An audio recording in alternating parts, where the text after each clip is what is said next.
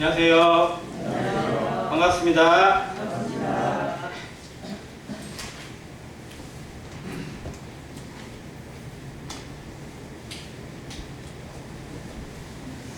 지난 주일에 목포 하당로교회 초청이 되어져서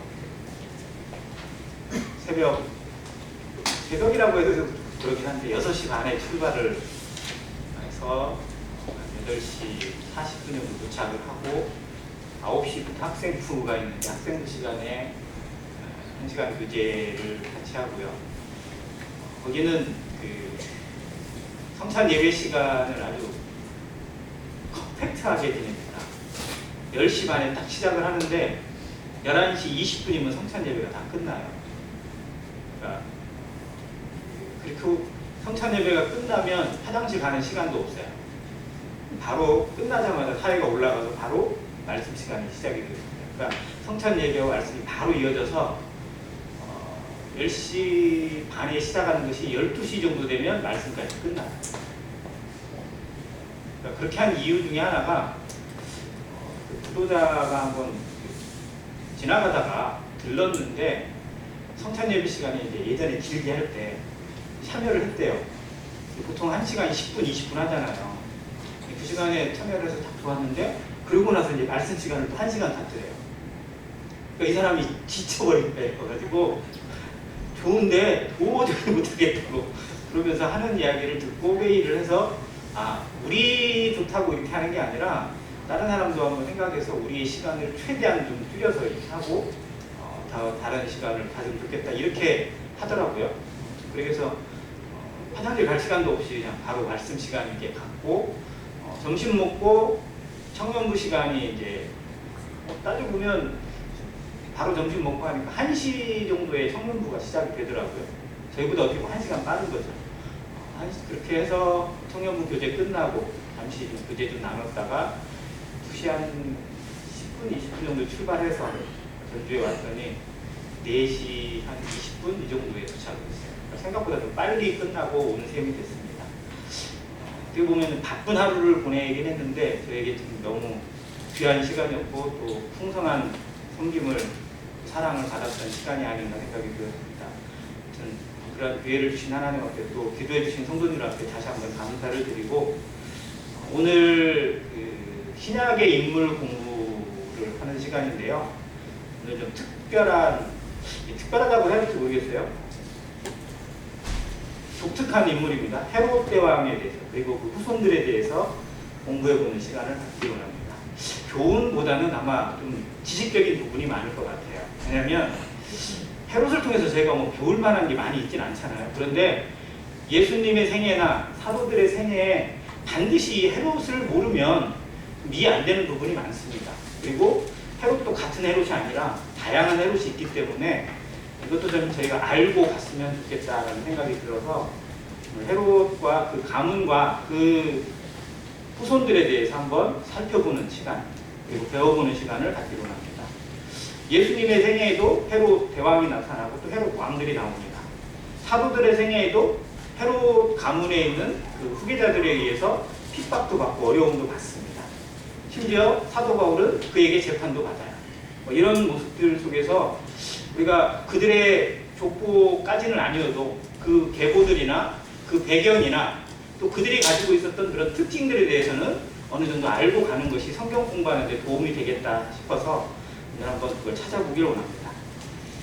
먼저 헤롯 왕가의 족보가 나옵니다. 족보 이야기하면 머리가 좀 아플 수 있는데 그래도 좀 알 필요가 있어요.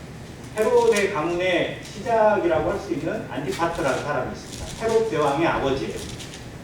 이 사람이 실제로는 헤롯 가문을 제대로 일으킨 사람이에요.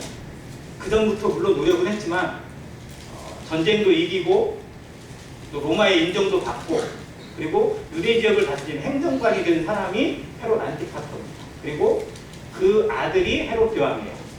그의 형이 파사이라는 형이 있는데 두 아들을 다 데리고 와서 유대를 다스리는 일을 시작을 합니다.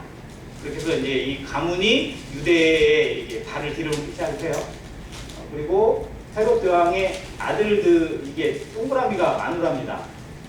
5명만 나왔는데 실제 10명의 마누라를 뒀어요. 이렇게 결혼을 많이 한 이유는 그가 여성을 좋아하는 것도 있겠지만 권력에 의해서, 필요에 의해서 정략적인 결혼들이 많이 이루어졌습니다. 그 대표적인 결혼이 미리암이라고, 미리암 1, 2가 되는데 미리암 2라고 결혼을 한 내용이 가장 정략적인 결혼입니다. 왜냐하면 헤롯 가문은 정통 유대 가문이 아니잖아요. 이두메, 즉 에돔 사람이에요. 근데 유대로 편입이 됐거든요. 그래서 유대 땅에 정착을 하고 그들을 다스리기 위해서는 명분이 부족했어요. 무슨 이방인이 와가지고 우리를 다스려 이런 말이 나올 수밖에 없으니까.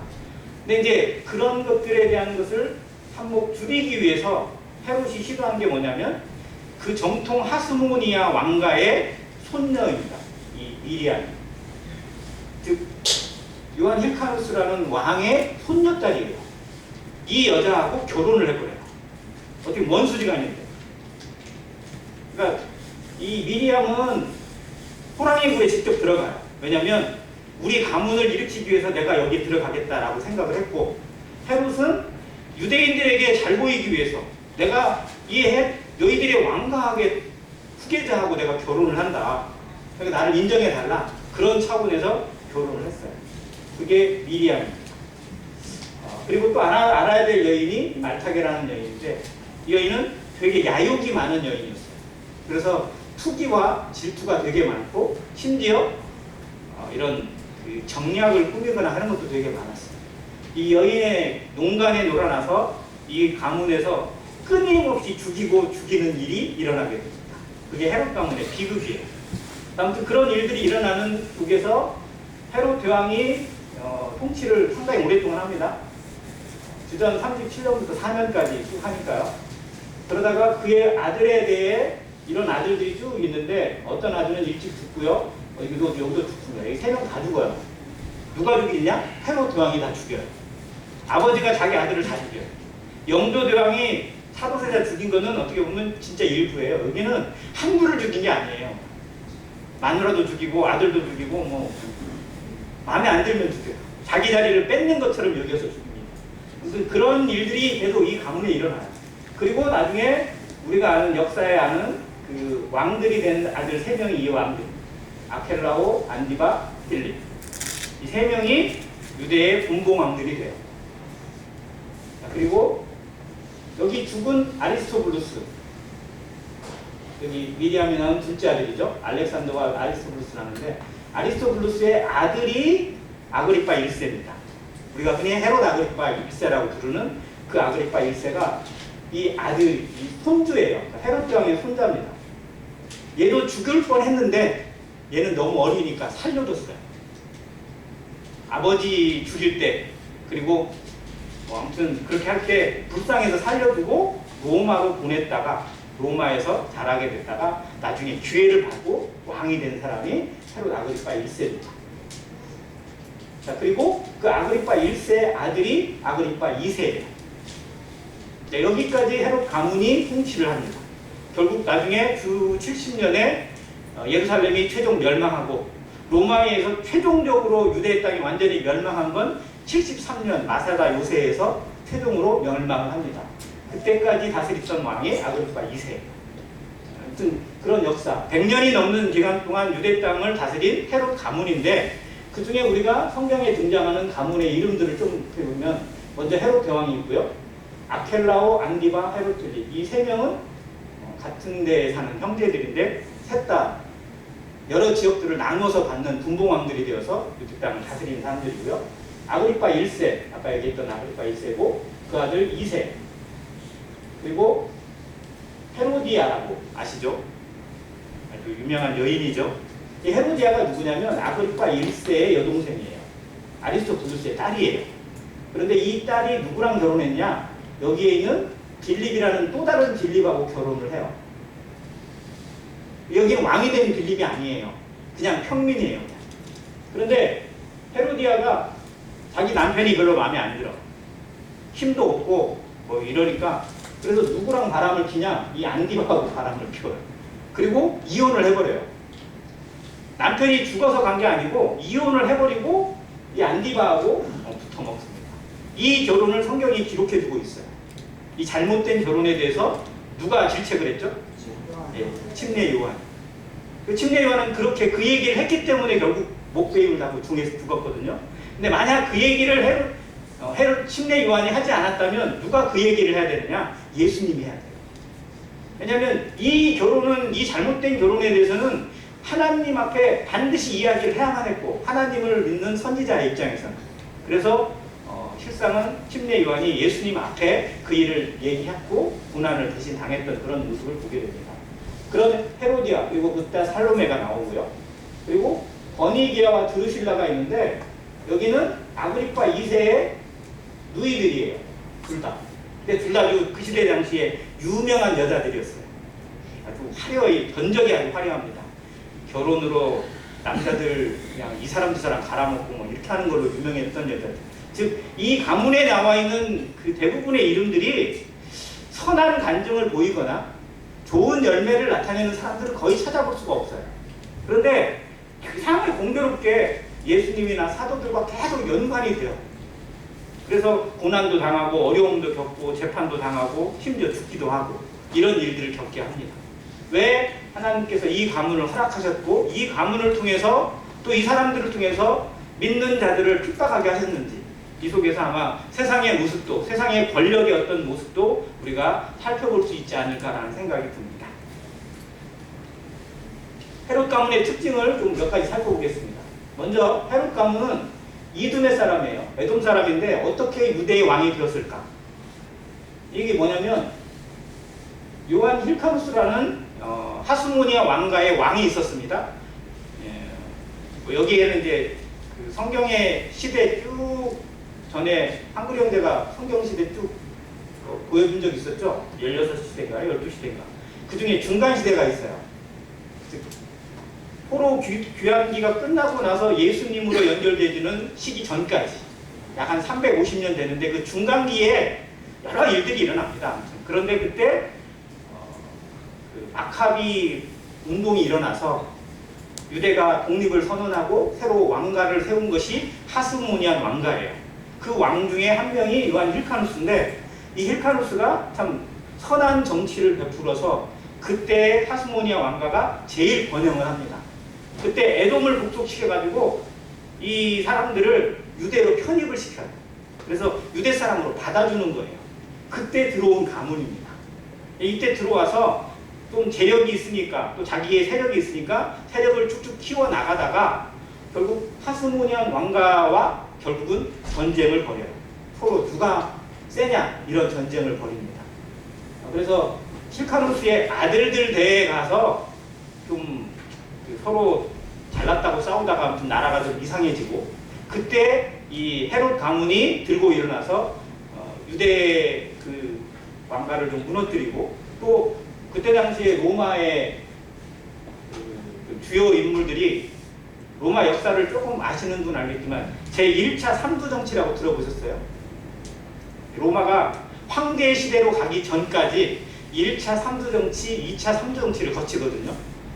흔히 말하는 시저, 폼페이우스, 크라수스 뭐 이런 사람들 3명이 서로 작당을 해가지고 원로원들 빼먹고 그냥 자기들끼리 알아서 뚝딱뚝딱 해먹던 시기, 이게 1차 삼두정치인데, 그때 유명한 사람 시저나 폼페이우스, 이 사람들에게 뇌물을 주고 계속 친하게 지내는 사람들이 됩니다. 그래서 계속 로마의 길붙어요.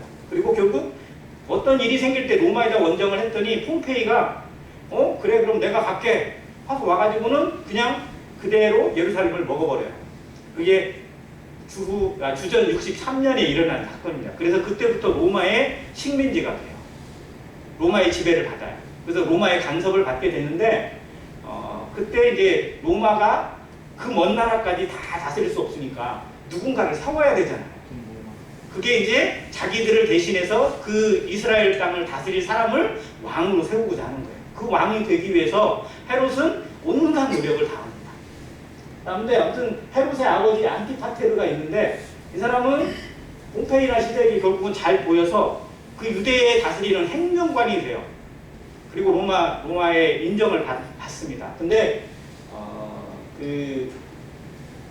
망한 줄 알았던 하스몬 왕가의 한 사람이 다른 민족을 끌어들여가지고 결국은 복수전을 벌려가지고 이 안티파테르도 죽고, 그리고 이 헤롯 대왕의 형 아까 파사엘인가요? 그 사람도 결국은 거기서 죽고 헤롯도 죽을 뻔했어요.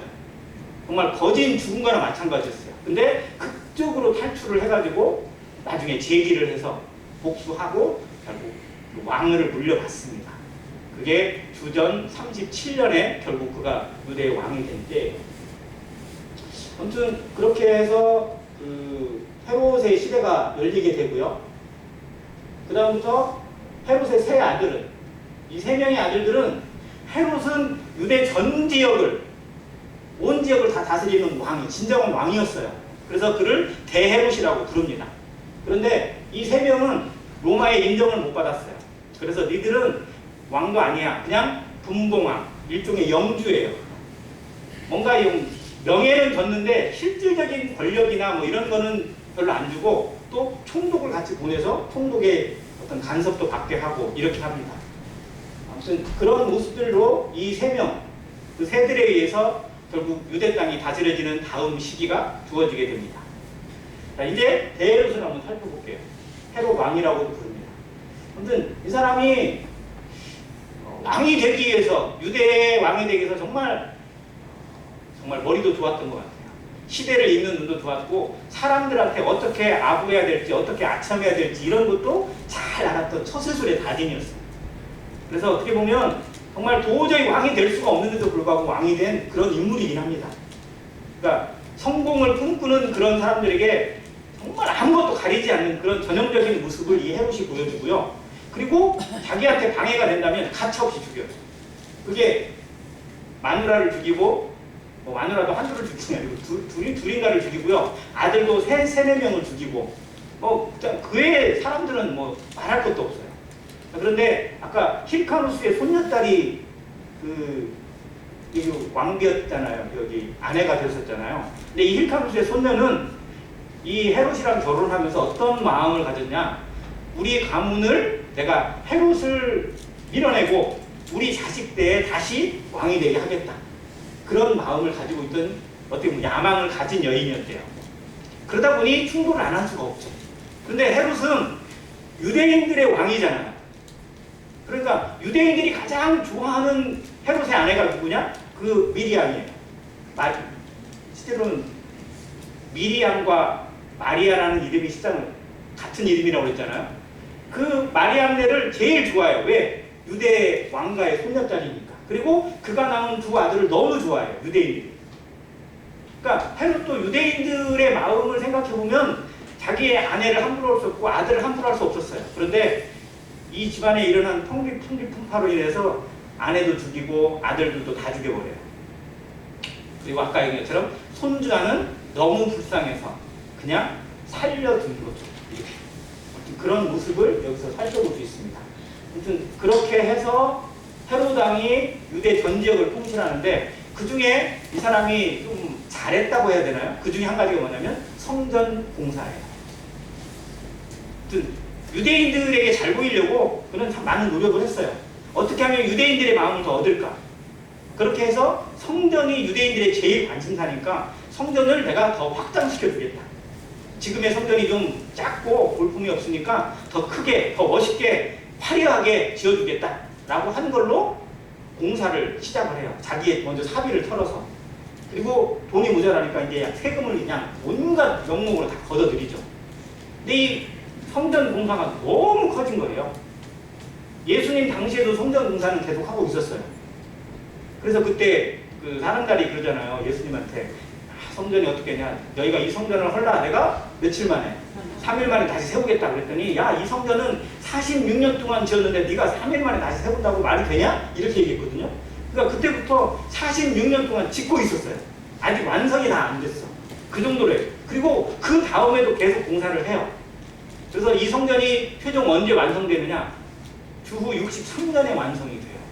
그리고 7년 있다가 다 무너져요. 로마의 침입에 의해서. 아무튼 그 성전 공사를 하고 또 도시 건설을 합니다. 여러 도시들을 건설하고 도로도 정비를 해요. 그래서 어떻게 보면 환경이나 이런 개선을 많이 했어요. 그래서 그런 면에서 사람들에게 좀 인정을 받아요. 근데 너무 잔인해. 자기 마음에 안 들면 다 죽여요. 그리고 예수님, 어린 아기 예수의 소식을 듣고 어떻게 했어요?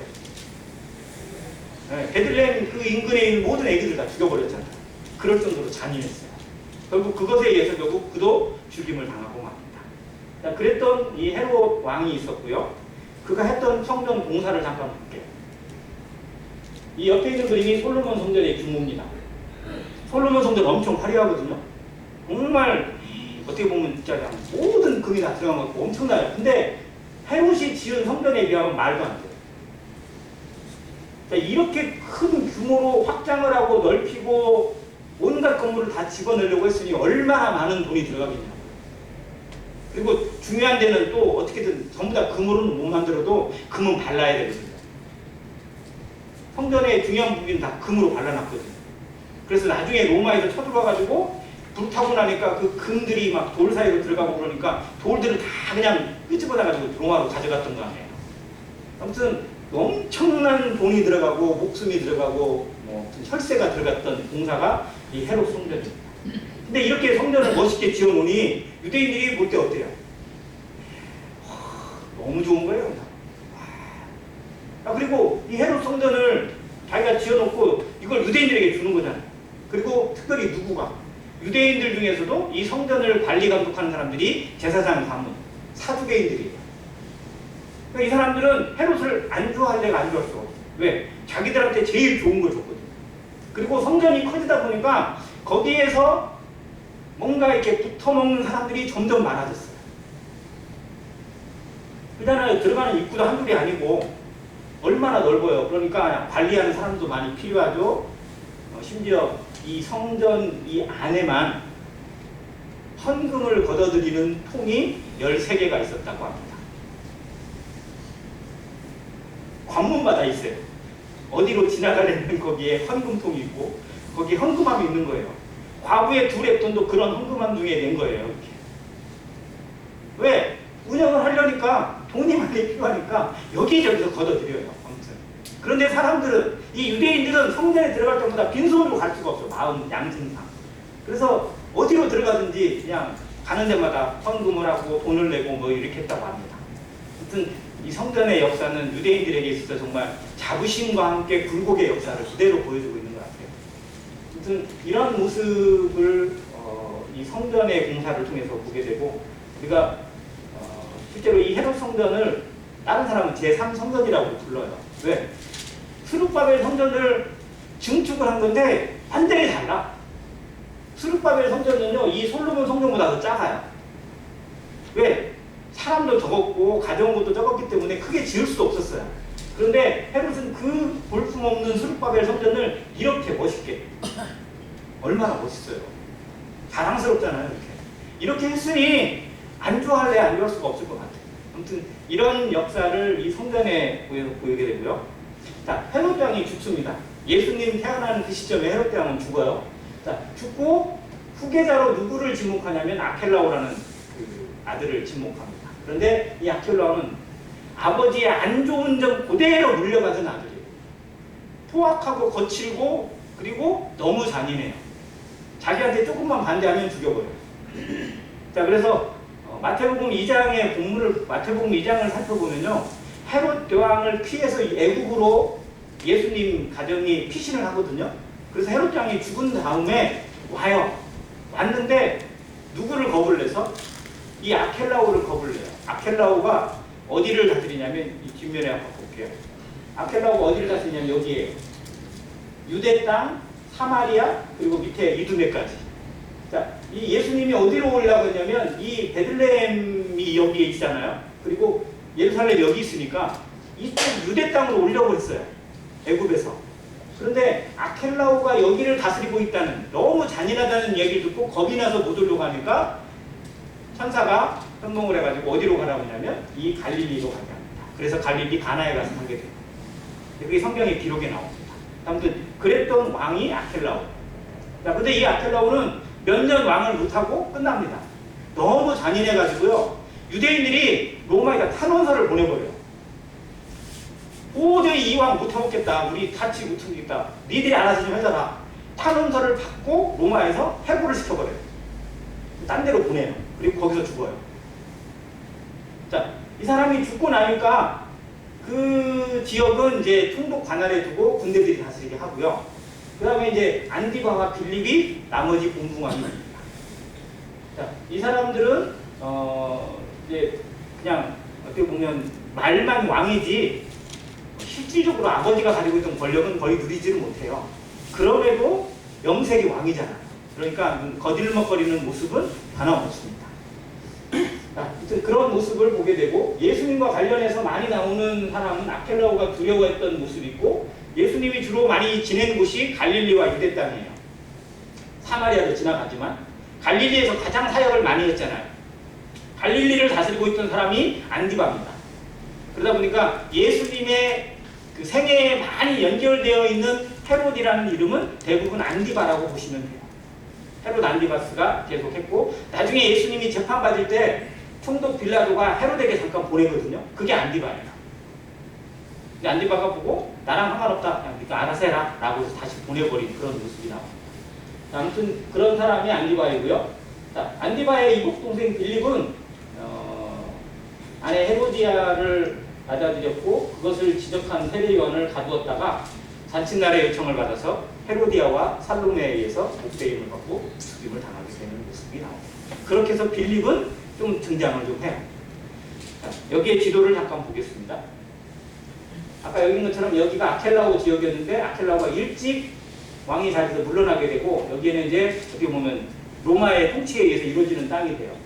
갈릴리를 다스리던 왕이 안디바입니다. 빌립은 드라고신이라고 하는 이 지역이에요. 네, 여기와 이 사이 안디바가 다스리고 빌립이 다스리는 사이에 경계가 있는데 이게 일종의 국경이 돼요. 왜냐하면 이 왕이 다스리고 이 왕이 다스리는 서로 다른 왕이 다스리는 곳이니까 여기를 지나갈 때 통관을 해야 돼요. 그래서 여기에 세금을 걷어들입니다. 이곳이 어디 있으냐면 가버나움에 있습니다. 왜냐하면 갈릴리 쪽에 제일 번화했던 도시 중에 하나가 가버나움인데 가버나움이 있던 곳에 이 경계가 딱 있어요. 그래서 아마 세리 마태는 이곳에서 세금을 걷어들였던 그런 세리였을 것이라고 추측이 되어지고 그때 예수님을 만나서 제자가 된 그런 사람이라고 알려져 있습니다. 아무튼 많은 사람들이 여기를 많이 지났대요. 뭐 이쪽으로도 많이 지나긴 합니다. 근데 여기는 이제 왕이 없어졌잖아요. 그래서 통관 절차가 어렵진 않아요. 근데 여기는 아무튼 좀 세금을 좀 많이 걷어들였던 그런 사람들, 특히 세리들이 주 활동 무대들을 했던 곳이라고 알려져 있습니다. 아무튼 뭐 이렇게 했고요. 빌립이 했던 업적 중에 하나는 자기 아버지 본받아서 자기도 도시 하나를 세웁니다. 헤롯이 세운 도시로 유명한 데가 이 해안가 지역에 있는 가이사라예요. 가이사라를 이름을 가이사라로 지은 건 로마 황제를 가이사라고 하잖아요. 황제에게 바치는 도시라는 뜻이에요. 그래서 가이사라라고 지어요.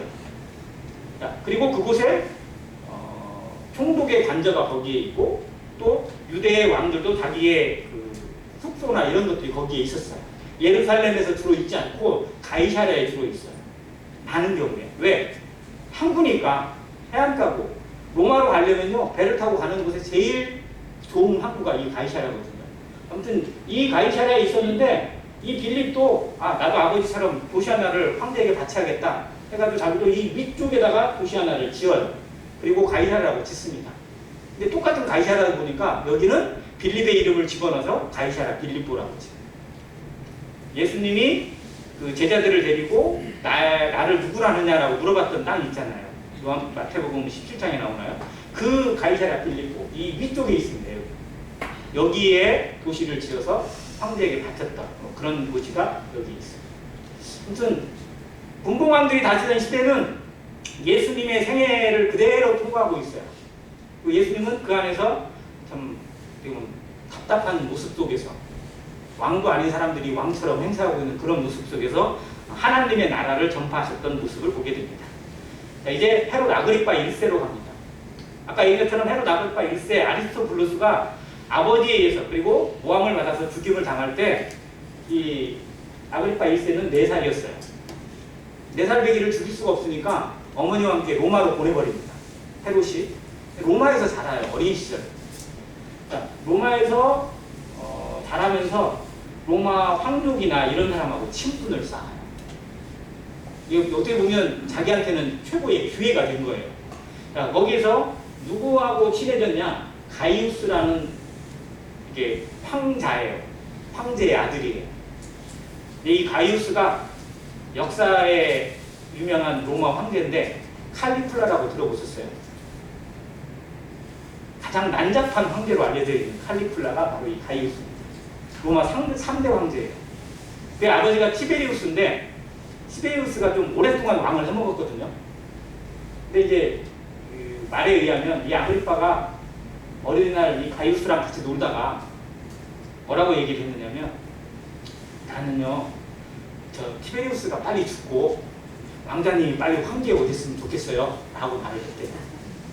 근데 그 얘기를 티베리우스의 신하가 들어버린 거예요. 이런 괘씸한 놈 해가지고 감옥에다 젖었어요. 근데 얼마 안 돼서 진짜 티베리우스가 죽어버렸어요. 그러니까 뭐 다른 말에 의하면 암살을 당했다는 말, 독살을 당했다는 말도 있는데 아무튼 그렇게 티베리우스가 죽고 가이우스가 진짜 황제가 돼버린 거예요. 그 가이우스는 자기보다 형이거든요. 자기랑 잘 놀아줬던 형이 자기한테 그렇게 말을 해줬잖아요. 얼마나 고마워요. 그래서 당장 빼내가지고 이 소원이 뭐냐 뭐 이런 식으로 해가지고 자기 할아버지가 다스리고 자기 삼촌들이 다스리던 유대 땅으로 돌아올 수 있는 기회를 가져요. 그렇게 해서 권력을 갖습니다.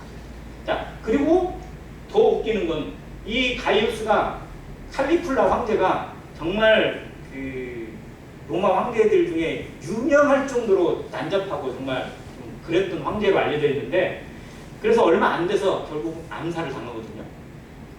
자, 황제가 암살을 당하니까 또 아들이 없었어요. 그러다 보니까 이제 누군가가 황제가 돼야 되잖아요.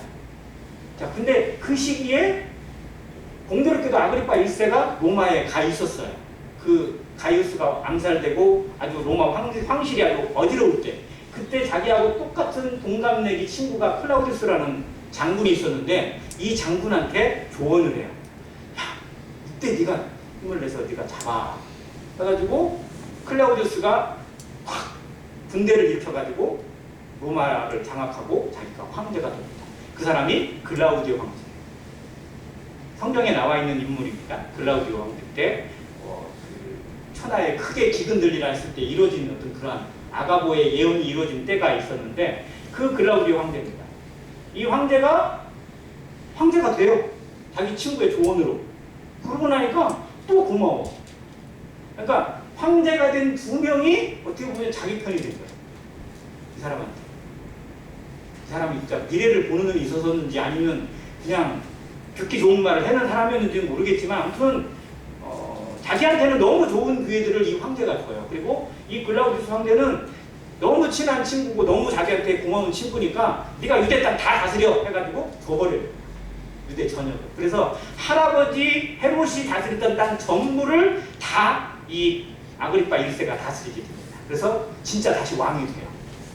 자기 삼촌들은 말만 왕이지 실제 아무 실체권도 없었는데 이 사람은 진짜 실권을 가진 왕으로 등극을 해서 그냥 황제가 자기 뒷배가 되니까 거칠 것이 없어요. 자, 그런데 자기가 유대의 왕이잖아요. 자기는 로마에서 주로 살았어요. 어린 시절에 4살 때 여기를 떠나고 나서 유대 땅을 많이 안 살아봤잖아요. 그래서 유대인들 잘 몰라요. 그러니까 유대인들한테 마음을 어떻게 좀 내 편으로 만들까라는 생각 가운데서 어떻게 했느냐? 유대인들이 뭘 원하지? 라고 살펴보니까 그때 교회가 일어나서 사도들이 막 활동하던 초대교회 시대거든요. 이때 교회를 너무 싫어하는 거예요. 유대인들이. 저 유대인들 어떻게 좀 했었으면 좋겠다. 이런 얘기를 듣고 그래 그럼 내가 도와줄게. 그리고 어떻게 해요? 딱 봐가지고 야 한 놈 잡아와. 그러니까 죽여버려. 그게 누구예요? 야고보. 요한의 형제 야고보를 그렇게 죽여요. 그리고 당연히 베드로도 죽이려고 했죠. 근데 베드로를 죽이려고 했던 때가 유대의 절기였어요.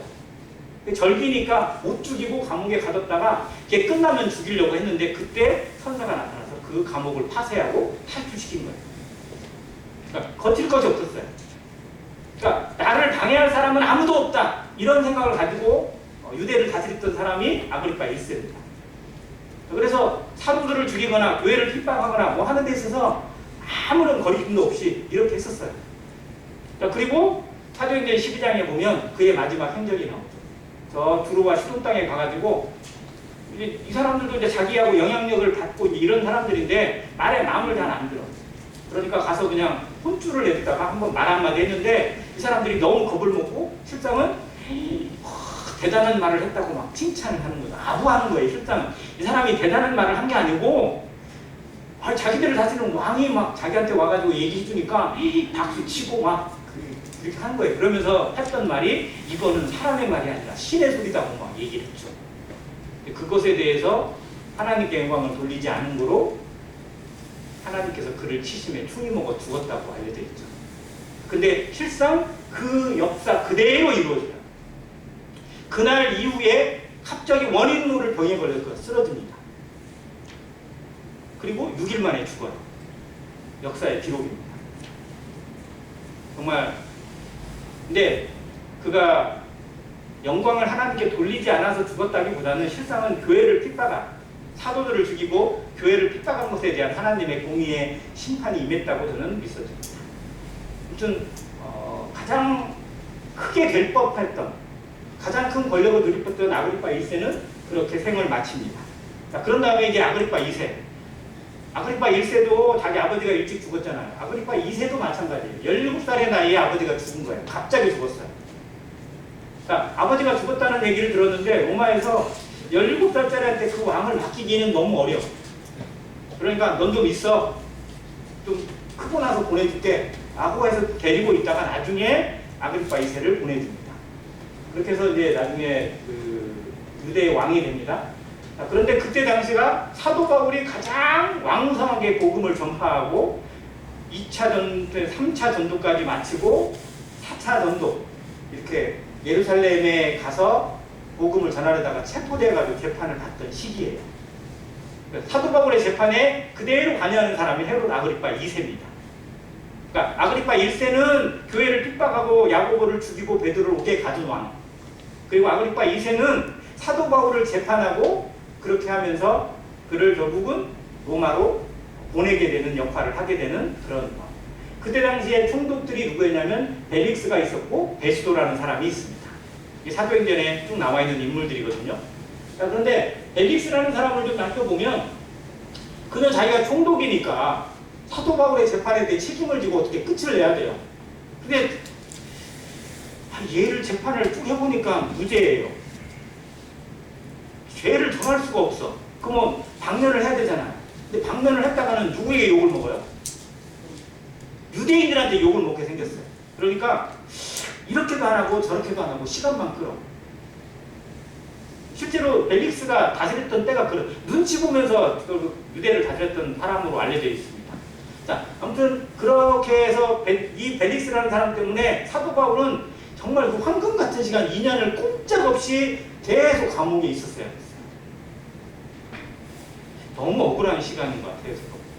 근데 물론 거기 안에는 하나님의 뜻은 분명 담겨 있을 거라고 생각이 되어집니다. 아무튼 그런 후에 베스도가 이제 다시 신임 총리로 부임이 되었어요. 자, 근데 베스도가 신임 총리로 오니까 유대인들은 야, 새로운 총독 왔다. 이 사람한테 우리가 협박을 해가지고 바울을 죽이게 만들자. 해가지고 막 찾아온 베스도한테 계속 협박을 해서 바울이라는 사람이 있는데요. 이런 사람 진짜 막 천하의 연변이고 뭐 죽여야 되고 이런 식으로 막 얘기하면서 지금 주장을 합니다. 그랬더니 이 베스도는 되게 좀 신사적이에요. 아, 그건 함부로 하면 안 되고요. 내가 양쪽 다 말을 들어보겠습니다. 라고 해가지고 내가 날짜를 잡을 테니까 그때 오세요. 해가지고 자기 총독 관저로 불러가지고 바울도 오고 이 유대인들의 변사라고 하는 더들로도 와가지고 바울을 고소하는 일을 하는 것이 사도행전의 기록에 쭉 나와 있습니다. 그때 이 베스도가 이게 내용을 들어보니까 정치적인 이야기나 자기가 관여할 내용은 거의 없어요. 그리고 무슨 유대인들의 관습이나 무슨 뭐 율법에 대한 이야기나 뭐 이런 얘기만 하고 있으니까 내가 낄 자리가 아닌 것 같아. 그래서 누구를 불렀냐면 아그리파 2세를 불러요. 아, 당신이 그래도 좀 유대인을 좀 알고 율법을 좀 알지 않느냐 한번 들어봐라. 라고 해서 아그리파 2세를 아, 그럼 내가 듣겠다 하고 오는데 그때 누구랑 오느냐? 버니게하고 옵니다. 버니게. 버니게는 마누라가 아니에요. 아그리파 2세의 누이 동생이에요. 근데 누이 동생인데 결혼을 3번이나 하고 다 깨졌어요. 남편도 죽고 이혼하고 뭐하고 아무튼 얼마나 좀 정욕적으로 사는 여인인지 알 수 있죠. 그렇게 하고 나서 자기 오빠가 유대 왕이 됐어요. 그러니까 오빠한테 가서 놀러 가야지 해가지고 오빠한테 빌붙어서 같이 지내. 그런데 둘이 부부처럼 다녀요. 어디를 가도 항상 부부처럼 행색을 하고 실제로 부부 생활을 했대요. 그래서 어떻게 보면 유대인들한테 제일 손가락질 받는 왕 중에 하나예요. 아무튼 그런 모습으로 들으면서 바울이 자기 일을 변론하고 나서 최종적으로 아그리파한테 얘기를 해요. 아그리파 왕이시여, 뭐를 믿으시나이까? 선지자를 믿으시나이까? 라고 하면서 믿으시는 줄 아나이다 라고 복음을 전했거든요. 그랬더니 아그리파가 자존심이 상해요. 네가 적은 소리로 나를 그리스도인이 되게 하려고 하는구나 라고 하면서 자존심 내세우는 그런 모습을 성경이 보여주고 있습니다. 결국 이 사람도 결국 자기 자존심 때문에 참된 진리를 깨닫지 못하고 많은 그런 사람이 됩니다. 아무튼 그의 가문들에 정말 다양한 사람들이 있어요. 근데 한 명 더 보여줄 사람이 있어요. 제일 밑에 줄에 보면 그의 형제 아리스토블로라는 사람이 나옵니다. 아그리파 1세의 형제로 알려져 있는 사람이에요. 로마서 16장 10절에 이 이름이 나옵니다. 자, 아그리파 1세의 형제고 로마에 살던 사람이면 이 사람은 분명 귀족이었습니다. 왜? 헤롯 왕가의 아들, 직계 자손이니까.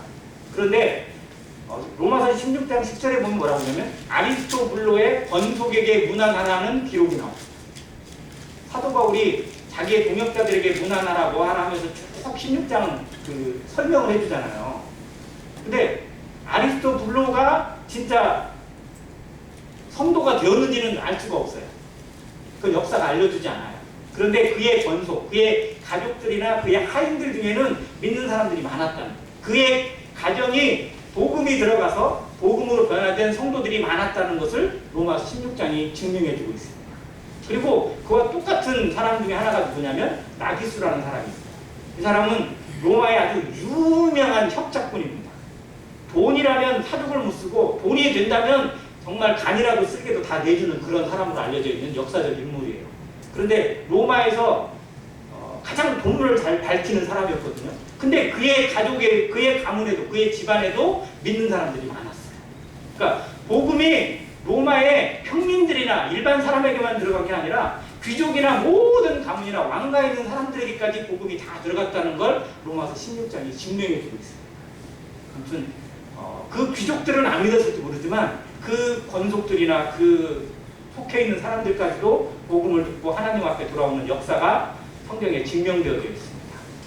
헤롯의 가문을 통해서 정말 예수님의 생애, 교회의 생애, 진리의 역사와는 전혀 역행하는 가문이었고 항상 진리에 맞서는 역할로 살았던 비참한 길을 갔던 가문이긴 한데 이들을 통해서도 세상의 모습 그리고 육신대로 살아가는 삶의 모습이 무엇인지를 보여주는 교훈이 있는 것 같습니다. 그래서 성경을 보실 때 또 신약 성경이나 사도행전을 보실 때 거기에 나와 있는 헤롯들이 어떤 헤롯이었는지 또 그의 배경이 무엇인지 조금 더 도움이 되셨으면 좋겠다는 생각이 듭니다.